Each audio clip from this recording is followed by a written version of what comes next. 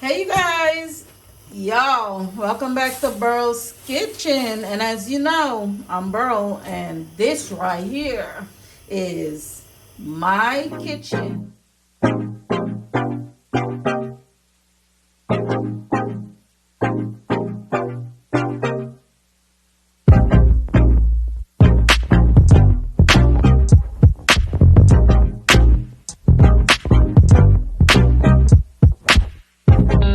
Today in my kitchen, we all are gonna learn how to make soto soup because this is the first time your girl is gonna be cooking this, believe it or not.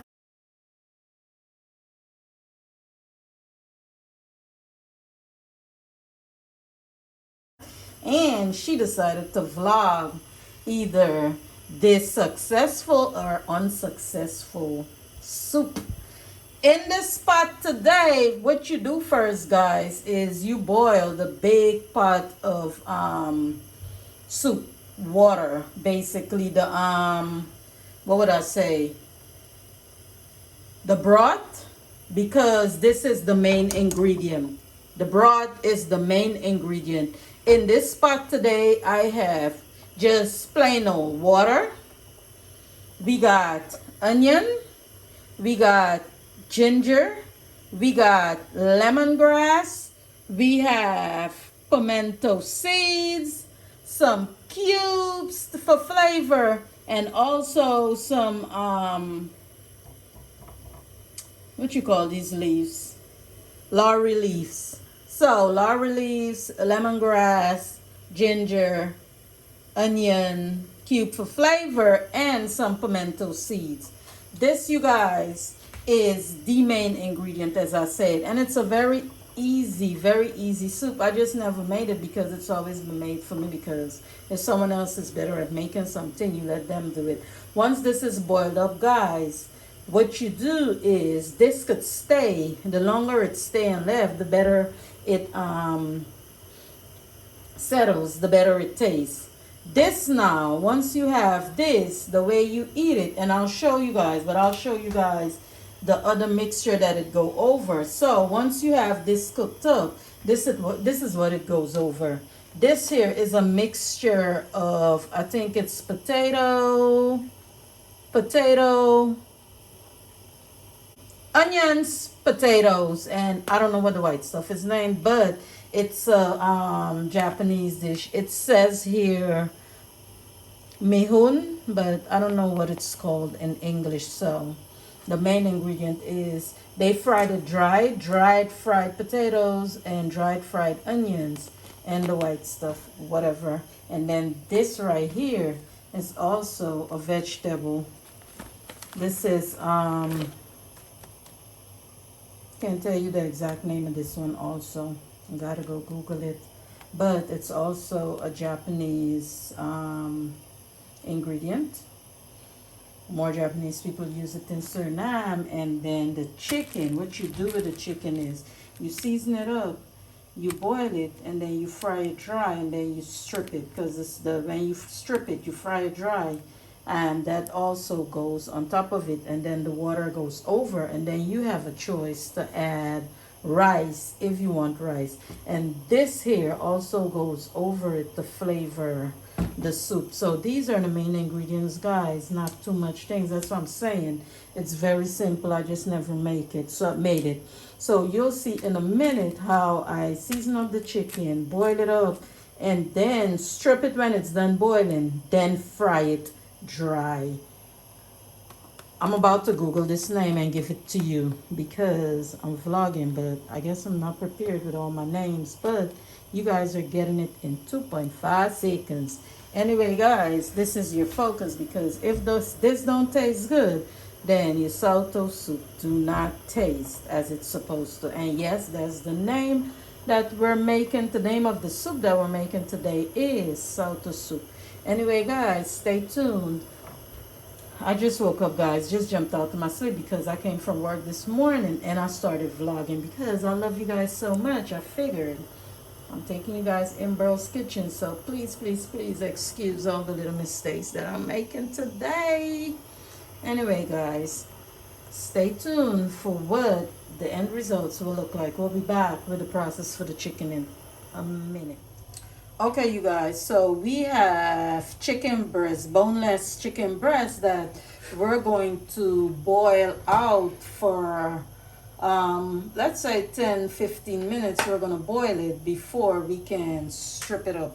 So, you know, like when you're making fried rice and you strip your chicken, that's what we're going to do. But beforehand, we're going to boil it out with a little bit of water and a little bit of vinegar, basically, to clean it and soften it at the same time. So not a lot of vinegar, because remember, you're boiling it and the taste might stick in the chicken, so that's not what you want. So water, vinegar, chicken in a pot, and we're putting it on the stove to boil for approximately 10-15 minutes. You're going to use your judgment between that 10 and 15 minutes if you need the entire 15 minutes, 12 minutes, or 13 minutes, because you're going to feel it with a fork. But follow the process and watch what we do in our kitchen today. So guys, this is what the water looks like. It's about to start boiling, and you're gonna boil and taste. And once it starts boiling, we'll let it boil for another 10 minutes so that it really gets all the flavors mixed up, and then you turn it off and you just let this sit, because then this right here is done. But you have to taste it and make sure it has a nice flavor and enough salt and stuff. This right here is the chicken. Just got put on the fire, and we're gonna leave this to start boiling.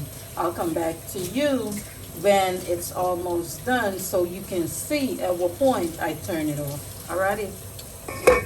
Alright guys, so we just turned the fire off on this, and this is what it looks like. So we're just gonna let this sit now, probably until tomorrow morning for Sunday dinner. So you guys, the longer it sits, the longer it settles, the better flavors that comes out of it. It's like, I don't know if you guys ever boil bitter. You boil the bitter and you let it sit, and the longer it settles, the more bitter it gets. Well, the longer this sits, the better it tastes. So we turned it off. It boiled for approximately 10 minutes, and now I'm turning it off. As you can see, all the ingredients in there are just sitting, and I'm gonna close the pot and leave this baby here. So this part is done. That's it for that. The chicken, let's check on this right now. You can see here, this is boiling. So we're gonna have it boil. We have to have it boil to the point where we can strip the chicken. It just started boiling. So now guys, from the minute it starts boiling, that's when your time starts counting. So now we start counting the 10 to 15 minutes. So I'll be back in about 7 minutes. Okay, you guys, so this right here is done boiling. I poured out the water, the hot water, and I put cold water in it to cool it down, because what I'm gonna do now is rinse it out and then strip it into small pieces, you know. So, and then we're gonna fry it up. So you see, it's not too soft, but look at this. You see, it's not falling apart, but it's just right. And now we're gonna wash it and strip it into smaller pieces. Okay, you guys, so we're washing the chicken out, and then we're gonna get it into pieces. Remember, we put some vinegar in there, so now we're washing out that vinegar, cleaning it properly, because we boiled it. So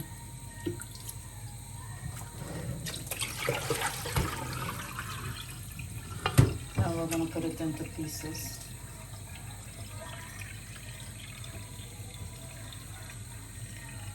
Because when you have it in these small pieces, then we're gonna fry it dry. So this is what it boiled down to, not too soft, but just stiff enough. And then we're gonna have it in those pieces right there. 304. You see? And then we're gonna fry it dry. All right? Okay, I'll show you when we come back what the frying process looks like. So you guys, you could tell that this is a lazy Saturday for your girl because my ass thought I was recording, but apparently I was not. But this is what the chicken looked like after we stripped it up in strips, nice small strips. We're frying it dry because you want the dry chicken, guys, on your ingredient for the soup. But this is what it's look like, and it's still frying. As you can see, it's dry. All that's in there is a little bit of basil butter. We have some salt in it, some aromat, of course, some pepper and stuff. You flavor your chicken as you see fit, and you want to fry it dry. So not too much oil, just a little bit of butter, and you fry it on a low fire until it's nice and brown and crunchy. But I thought I recorded the entire process, but I didn't. Guys, I'm tired, but y'all know I promise a video a week, and this one might be off kiltered and not the best video, but y'all getting something. Anyway, guys, I will show you guys the end result. As a matter of fact, this is the last process of it. The most important process was the soup that's sitting here. This is the chicken, and of course you also get a boiled egg with it. But when I finish making the plates, I'll show you guys that process and when I pour the soup on it. So stay tuned for the plating. Okay, guys, so now we're plating the soup. We start with this, the mixture of onions, potatoes, and milho. I don't know what it's called in English. And then we have the fried chicken right up top of it. And we will also add some, let's see, I also don't know what we call that in English, toge, for the Japanese people in the back. Don't know what we call it in English. So we're also adding that. And once we add that to it, then we'll add the soup and also a boiled egg. Yeah, it also goes with rice, guys. If you want some rice with it, I do put the rice separate. So you have some toge that goes up top of it also. Let's see, fresh veggie. That's fresh, guys. And you want your soup to be nice and hot so it could actually soften the ingredients. We have some celery to garnish the top. You see that? Some garnished celery at the top.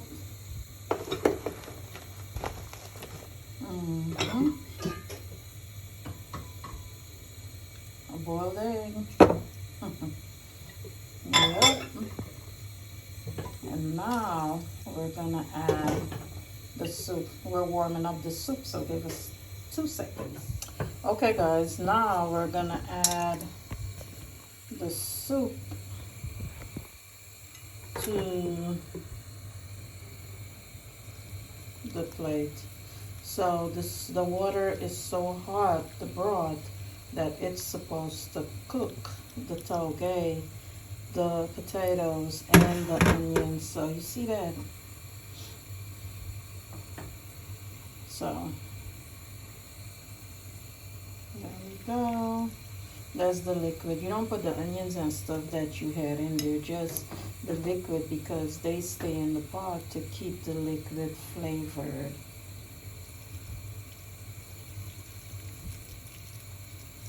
And this is what it looks like, guys. Saoto soup, and you still have some rice to go with it. Okay, you guys, this is it. You see that steam coming out of the water.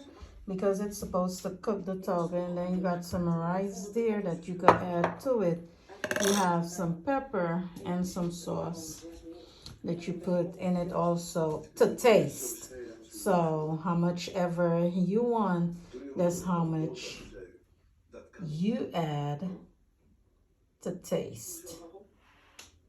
You know?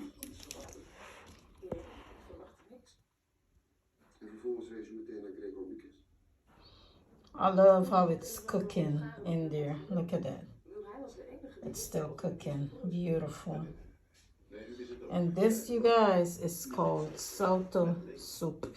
It's a Japanese dish, but today it was made by us. I can't even say yours truly because I had a whole bunch of help. Anyway, you guys, thank y'all for watching. Thank you guys for watching my boring channel. Thank you guys for once again being entertained in Burl's Kitchen. And do wait for the next recipe coming up. Bye, y'all.